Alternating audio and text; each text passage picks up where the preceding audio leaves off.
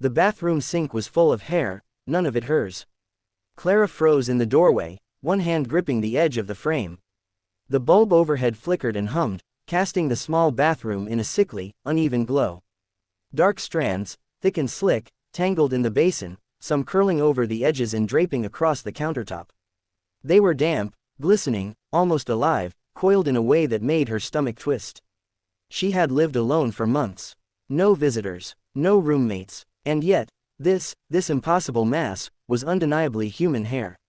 Her fingers itched to touch it, to confirm reality, but every instinct screamed at her to step back. The smell hit her next. A sour, metallic tang, like damp soil left to rot, mingled with the faint chemical scent of soap. It clung to her clothes, her hair, filling her lungs with every shallow breath. She swallowed hard and tried to steady herself against the bathroom doorframe, the cool wood pressing into her palms. The faucet dripped. Drip, drip, drip. Each drop echoed sharply against the porcelain, irregular yet measured, like a deliberate metronome. Clara's pulse thumped in her ears. She hadn't touched the tap. She hadn't even been in the bathroom for hours. The sound made her skin crawl, the rhythm too precise to be accidental. She wanted to turn away.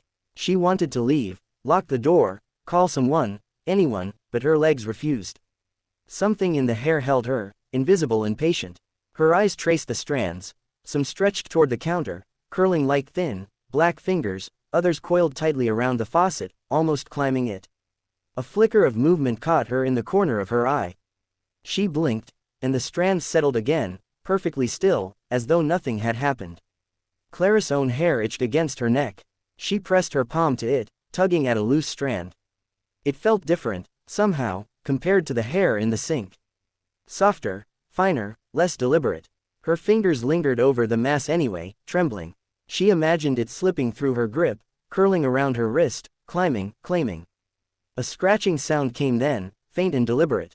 Not the tap, not the pipes. Beneath the mass of hair, something shifted. Her stomach churned. She stumbled back, hitting the wall with a dull thud.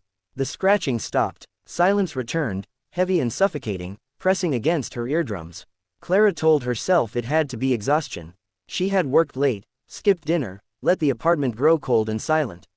Shadows played tricks. Her mind was fraying. Yet when she looked again, the hair seemed different, tighter, denser, as if it had multiplied while she turned away. Her gaze drifted to the drain. Tiny strands quivered against the porcelain, delicate movements like the brush of fingertips. She swallowed, trying to convince herself it was the wind, the vibration of her own heartbeat resonating through the building. It didn't make sense. It never made sense, but she knew, deep in the pit of her stomach, that this was intentional. The hair had intelligence, purpose. Something unseen had been watching, waiting. The bulb flickered once more, plunging the bathroom into near darkness. Clara squinted. Shadows pooled along the walls, folding over themselves, reaching toward her in a slow, oppressive crawl. For a heartbeat, she thought she saw a shape, a face, perhaps, or a mask, emerge from the strands. Then it was gone. Only the hair remained, dark, wet, deliberate. Her phone buzzed in the living room. Relief spiked, a momentary tether to normalcy. She grabbed it. Black, dead. She pressed the power button again. Nothing. In the glass of the screen, she saw the reflection of her own face, pale and wide-eyed, and just behind it, a faint ripple in the strands, as if the hair itself acknowledged her observation. Clara's pulse roared in her ears. She took a step back. Another. Her fingers trailed the wall for balance, tracing the tiles, cold and damp beneath her palm. The apartment felt smaller, tighter, walls pressing inward. Every sound, drips, distant traffic, the refrigerator's hum, was amplified, magnified, like it existed solely to terrify her. The hair seemed to sense her fear, shifting slightly, curling toward the drain, a deliberate, patient movement. She sank to the floor, pressing her back against the cool tiles, knees drawn close. Her breaths came shallow and fast. Every instinct screamed to flee, but she was rooted. She could not leave, not while the hair waited, not while whatever it represented lingered in the shadows, patient and intelligent. The faucet dripped again, slow, methodical. The rhythm had changed, matching a cadence she couldn't name, a pulse that seemed to mirror her own heartbeat. She wanted to close her eyes, to cover her ears, to disappear, but she dared not. The hair was alive, aware, watching. She could feel it probing, analyzing, as if gauging how much terror she could endure before it revealed more of itself. A scratch returned, lower now, deeper. Somewhere beneath the mass, something moved with deliberate purpose. Clara's stomach dropped, nausea rising. It was more than hair. It was a sign, a conduit, a herald of something unseen. It had been here before her, long before she returned home that night. It had been patient, biding its time, waiting for her to notice. She whispered her own name into the tight room, the words trembling. Nothing answered, only the hair, quivering faintly in acknowledgement, as if it had heard her entirely and chosen not to respond. Every second stretched. She imagined the strands coiling higher, climbing the faucet, spreading along the counter. She imagined it reaching for her fingers, tracing her wrist, crawling up her arms. The thought made her sweat, made her skin prickle with cold dread. Clara's head drooped forward, pressing against her knees. She could hear the rhythm of the drip, the scratching, the low hum of her own terrified heartbeat.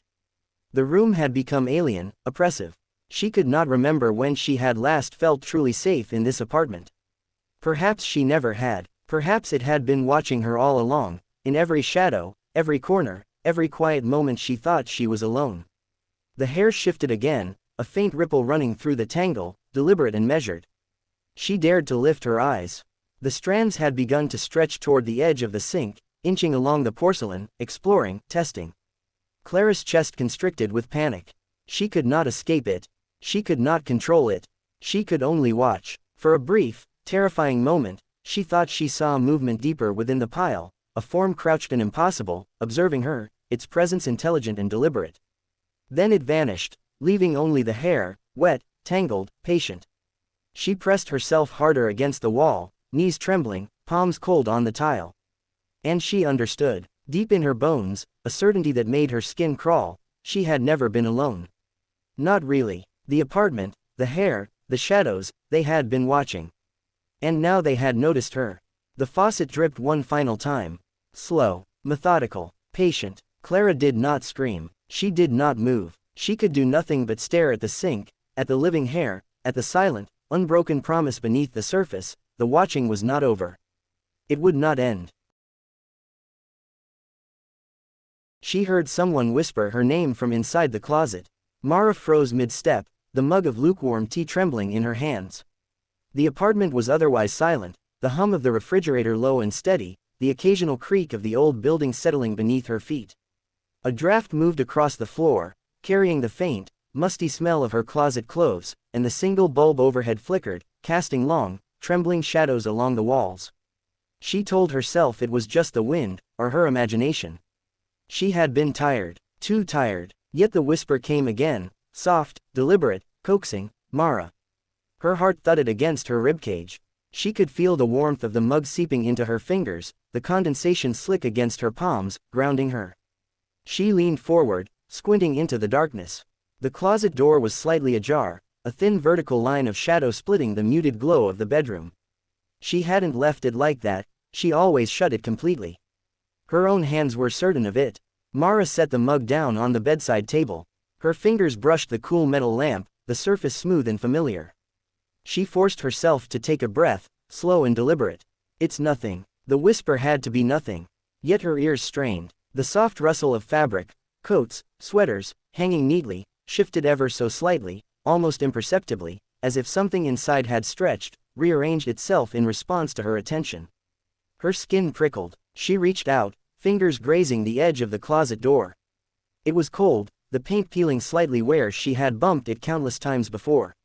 Her fingertips lingered over the rough edge. Another whisper. Mara. This time it wasn't just her name. It was a question, soft, intimate, threaded with a tone that made her stomach twist. Why are you here? Mara stumbled back, nearly knocking over the lamp. The dim glow caught on the folds of her clothes in the closet, shadows pooled between hangers, thick and restless, shifting in ways that didn't correspond to the weak draft. She shook her head. She was imagining it, surely. She could hear her own blood pulsing in her ears, a steady drum that made the apartment seem impossibly small, impossibly close. She inched toward the closet again, compelled by something she didn't understand. Her bare feet pressed against the cool wooden floor, toes brushing the thin rug. The air was colder here, heavier somehow, carrying a weight that pressed on her shoulders. Her hand hovered above the door handle, smooth, familiar metal, yet now it felt alien, almost resistant, as if the door itself were testing her, resisting her entry. Another rustle, louder this time, almost impatient. Clothes shifted again, some jackets moving as if nudged by invisible fingers. And then, "Mara, don't be afraid." Her breath caught. The voice was hers and not hers, mirrored and intimate. A flicker of movement caught her eye, a sleeve trembling, then settling immediately when she blinked. She forced her eyelids open and closed again, convincing herself she had imagined it.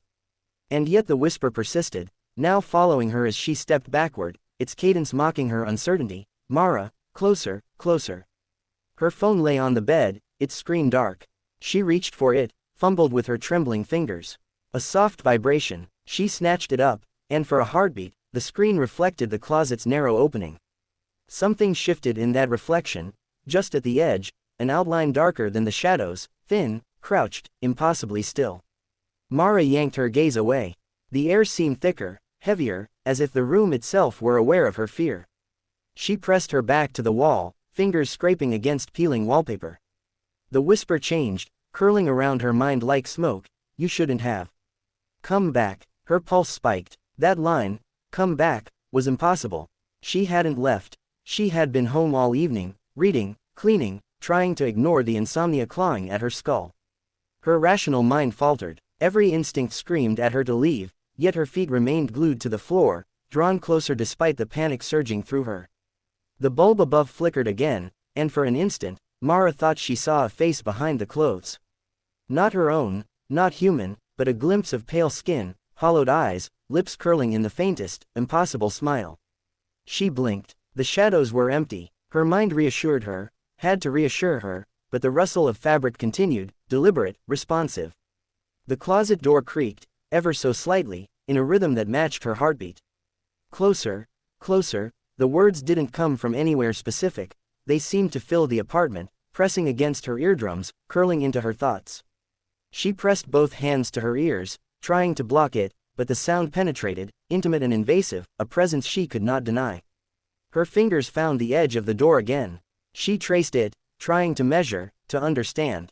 The texture was peeling paint, wood beneath smooth in some places, splintered in others. Her hand lingered, drawn, compelled. The voice whispered again, responsive to her touch, "Yes, closer. Don't be afraid." Her breath trembled, fogging the air in the room. She shivered despite the mug of tea still warm on the bedside table. The temperature had dropped, impossibly cold for the time of night, and the shadows seemed to thicken, pooling into shapes that suggested depth where there should have been none. She could feel them watching, moving just beyond her perception, patient and deliberate. Something shifted behind the clothes, a heavy rustling, more than fabric could make. Mara's chest tightened. She wanted to step back, run, escape the apartment entirely. Yet she felt tethered, unable to move, compelled by the sound of her name, by the intimate tone that promised attention, understanding, awareness. Another whisper. "Mara, open the door. Let me in." Her knees buckled, and she sank to the floor, pressing herself against the wall. She couldn't look away. Her eyes were locked on the small, dark opening, the thin line of shadow that had never seemed so alive, so present. She wanted to scream, but her voice refused. The whisper circled her, intimate and patient, a tendril that wrapped around her thoughts and tightened.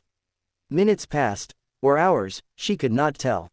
The apartment was still, yet she could feel it, the subtle movement behind the door, the weight of the presence, intelligent, waiting. She imagined it crouched among the coats, stretching just beyond sight, listening, learning, aware of every tremor of fear in her body. Her hands rested on her knees. She dared not touch the door. She dared not leave the room. She only listened, only watched, as the shadows shifted in time with her heartbeat. Every creak of the floorboards, every whisper of the draft, seemed amplified, a language she could not understand but instinctively feared. The bulb flickered again, longer this time, and in that elongated darkness, Mara thought she saw movement, thin, pale, crouched in the corner of the closet. Not a face, not fully, but a suggestion of something humanoid, impossibly still. She blinked. It vanished. Only the closet remained, slightly ajar, silent but still undeniably alive. She realized with a sinking, bone-deep certainty that the apartment had never been hers alone. The closet had been patient, waiting for her attention. And now, Having been noticed, it was awake. The whisper did not return immediately. Mara dared not speak. She pressed herself tighter against the wall, trembling, listening. Every instinct screamed that the presence was still there, watching, patient, deliberate. And though she could not see it, she knew that it would not leave her alone. Hours passed. She did not move from the wall. The apartment remained still, quiet, claustrophobic. Yet she could feel it in the cold draft brushing her ankles, in the subtle shift of shadows, in the imperceptible twitch of the closet door. She could feel it waiting. She knew she would hear it again. She would hear it whisper her name. And next time, she feared she might answer.